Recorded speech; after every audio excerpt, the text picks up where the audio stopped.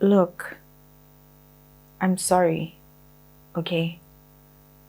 I didn't mean to make you feel that way. I honestly did not know that you'd take offense to that, and if you did, I'm sorry. I would have never done it if I knew. I learned my lesson. I'm sorry, okay? I'm sorry.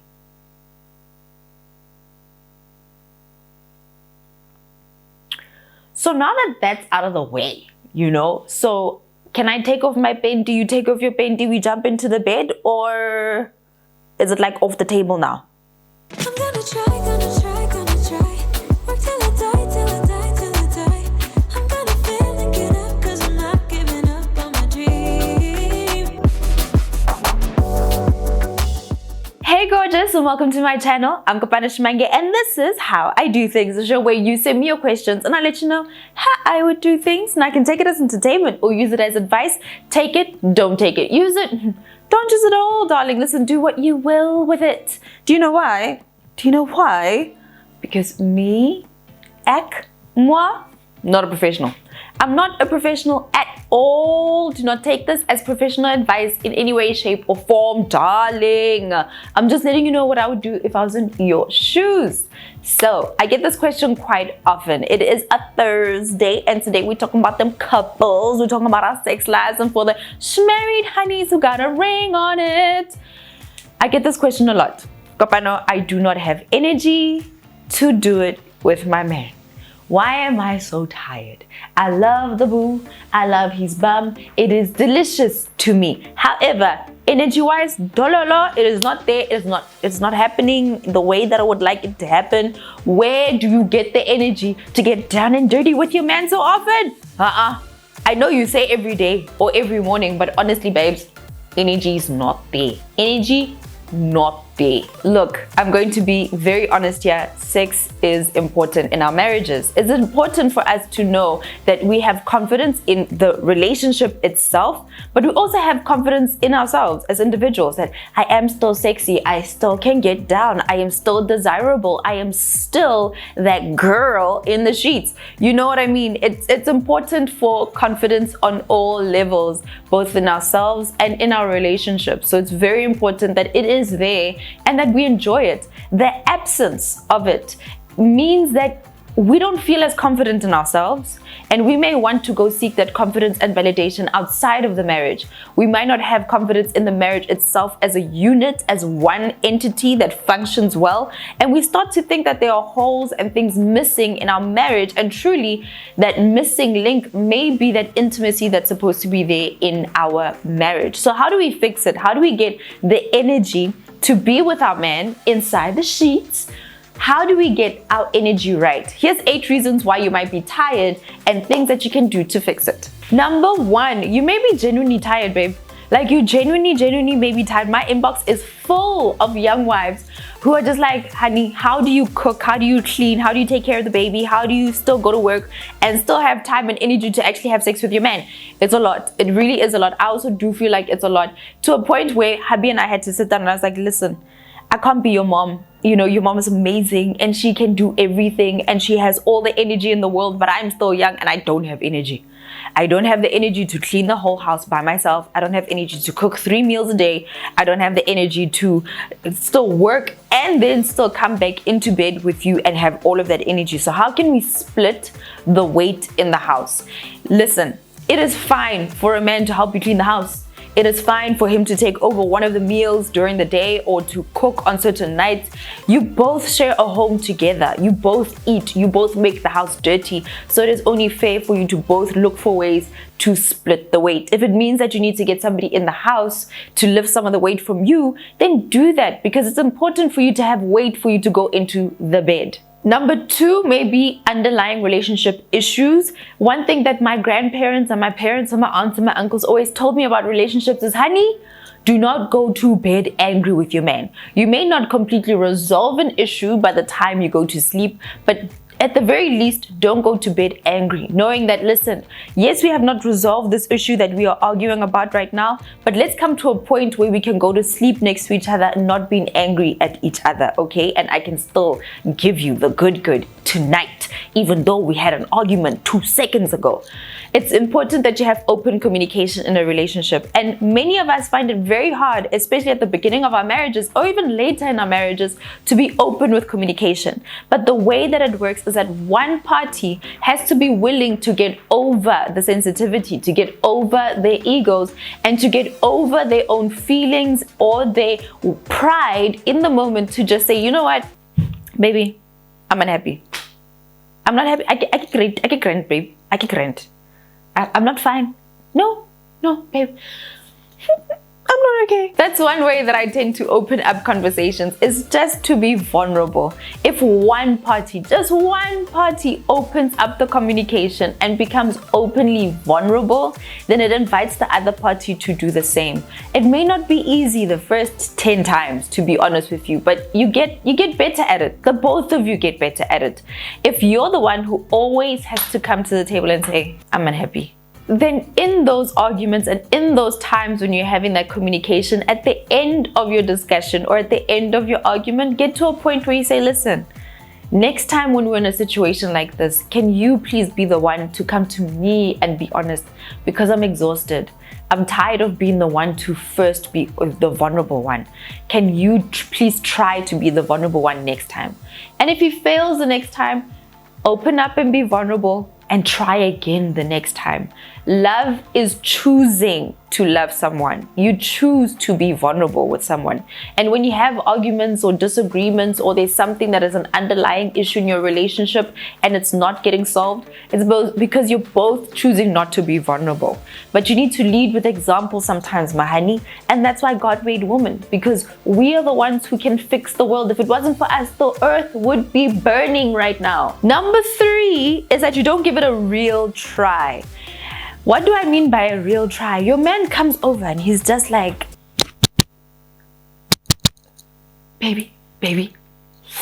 You know the move. You know it. You know that move when your man just slides in the bed and he just rubs on the... You know the move.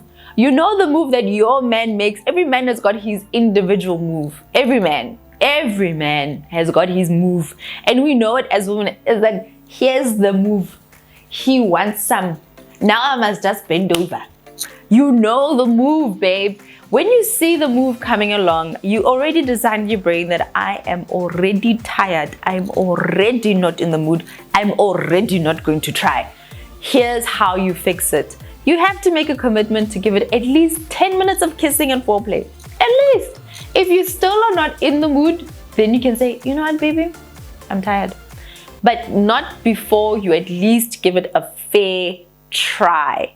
Sometimes we check out mentally. We tell ourselves that we actually are not in the mood. And what I have found, that even if it is late at night, if you both enjoy getting down with each other, you have more energy in the morning.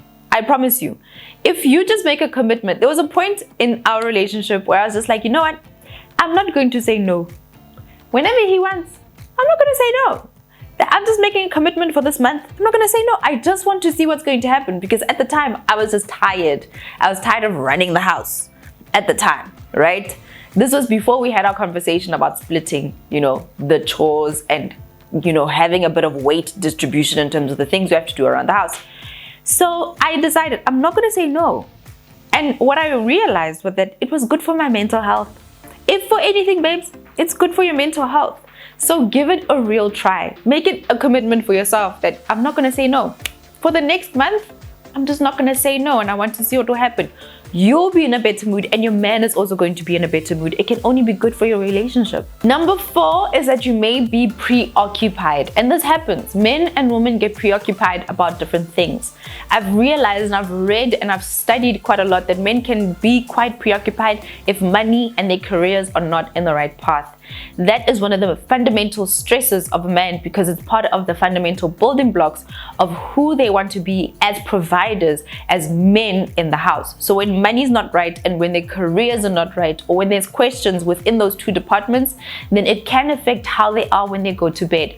And with women, when it comes to our arena of, it can also be money, but also in providing from a home front, making sure that the home is good. If we feel as though our man is not happy, or our baby's unhappy, or something is happening in the home that has really torn us apart, that can make us preoccupied and not want to be in bed.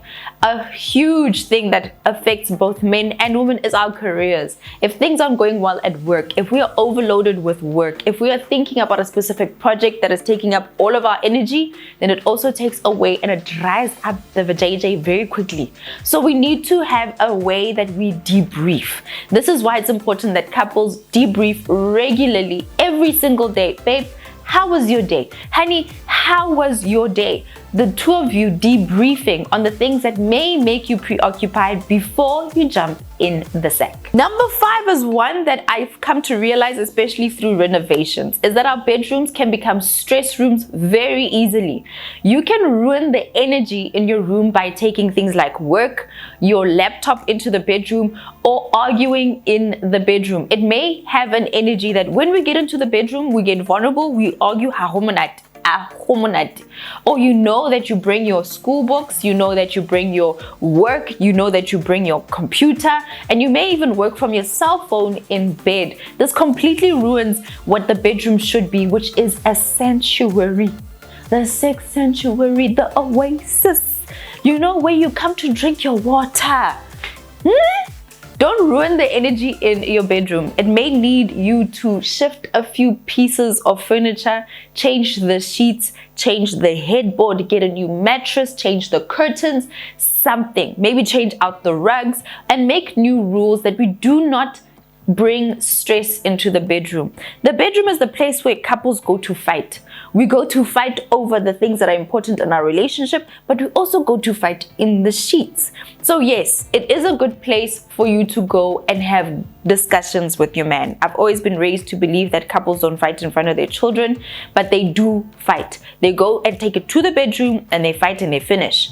Okay? However, it is important that you do not ruin the energy of your room. If you do feel as though when you walk into the room, you think about work, you think about exercise, you think about things that aren't aligned to your bedroom being a sanctuary for you and your husband, then you might want to have clear rules. You might want to lay ground rules that no laptop in the bedroom. If you're on the phone, it is for leisure, it is not work, and we do not exercise in the bedroom. We'll take it outside so that we create a good sanctuary for us, so that when we come here, we know that we're fighting in one or two ways. We're fighting in the sheets or we're fighting for our love. Number 6 is a very important one and can be a bit harder for you to deal with between you and your man, and that is dissatisfaction and boredom.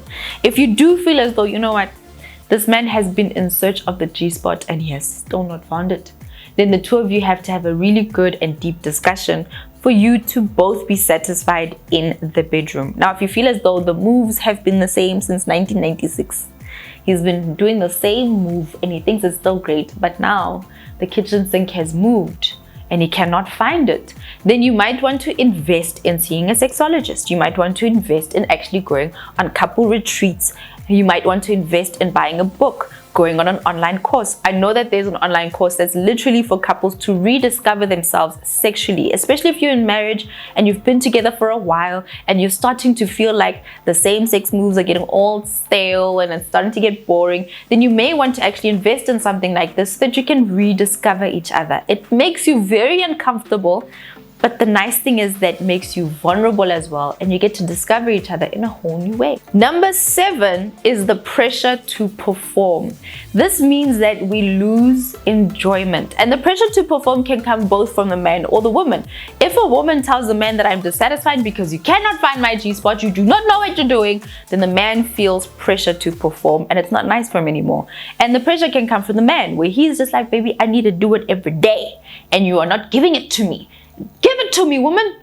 And you as a woman are feeling tired and you're just like, now there's a pressure to perform every single day, so here I am, spatchcock, I'm open. It gets very tiring. So the pressure to perform can come from both sides of the relationship. The best way for you to start enjoying it again is to be open and to have good communication with each other and just say that, babe, hi, I'm tired and I feel this pressure to be there for you every single night, but I'm tired and I just feel like we need to reboot and re-energize our relationship. So the same thing happens where you need to spice it up. You may want to do it outside of the bedroom. Start foreplay outside of the bedroom. Start to 30 minutes, 40 minutes, an hour before you guys head into the bedroom. You may also want to invest in new attire, new toys, get yourself a sex box. You might want to even get yourself a sex couch for you guys to lay down on. But the whole point is to switch things up a little, invest in listening to podcasts or in a course or in a book, but learning more and trying different things that you haven't tried before to try and bring back the enjoyment in the whole sexual relationship. And number 8 is medical issues, where you may need to have some advice from a doctor. Things such as hormonal imbalances that may cause you to be dry or a little too wet the entire time and make you feel self-conscious. You may have heart issues that you may have to deal with. There may be low libido that may be caused by erectile dysfunction. Now, there are so many different things that can cause a low libido, or your confidence may go down, or you may feel as though you're not performing in the sack. Trust me, if you go see a doctor about it, they're not going to laugh at you and be like, what? Ha! You're dry. Shame. Doctors aren't like that. You're not the first person to go to them with that issue, and you won't be the last person to do so. If you want to go as a couple to go see a GP, trust me, it is not uncommon for couples to go to a GP and say that, listen, I feel as though there's something missing in the bedroom. I am either dry, or as a man, it's a little hard to get it up and it's a little hard to keep it up. It's not the first time that GPs deal with this. And the reason why you want to go to a general practitioner at first is so that they can refer you to the right person to go see. And if you go together as a couple, then it will really help you to know which direction to move forward. Now, it's not uncommon to actually be tired to get into the sack with your man, and a whole lot of different issues may be contributing to your tiredness. It might not necessarily be an energy thing, but it may be a mental thing. It may be something that may be contributing from your relationship, your work, or any other form of your life. I hope that this video helped you. Please share this with your married friends because we want this family to grow. Thank you so much for watching, and I hope you give this video a big thumbs up. But until next time, beautiful people, I'm Kopano Shimange, and this is How I Do Things. Hey gorgeous, thank you so much for watching, and thank you so much for making it right until the end of my video. Please head over to my website www.kopanoshimanga.com to find out more about how I do things, send me your questions, and to find out more about my journal, her daily success journal. Please do not leave without subscribing to my channel, and make sure that you binge watch because this content is completely bingeable and I appreciate you binging it.